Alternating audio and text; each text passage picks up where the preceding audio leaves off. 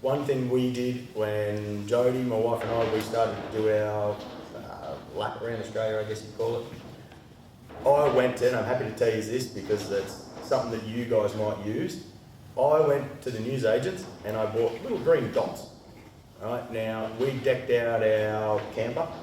Right, we loaded it with absolutely everything. I know I've told Brent this trick as well because Brent and his partner, they carry a lot of gear with them as well.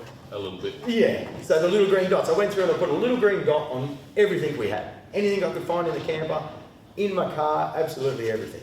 And the first few rundown trips that we did in using everything, if we used it, we peeled the green dot off. After our 4 trips of doing a rundown, if it didn't have a green dot, if it had a green dot, we binned it.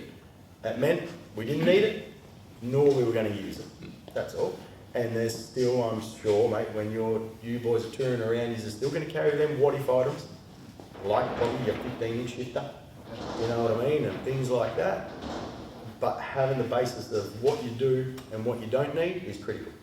You know, I had stuff in the general I didn't even know was in there. I remember lifting the box out of it. Yeah. So, 4-person lift. yeah. So when we sold the general, I took everything out and I had a redback exhaust box. Yep. I took everything out of the car and put it into this box so we could stick it up on the mezzanine.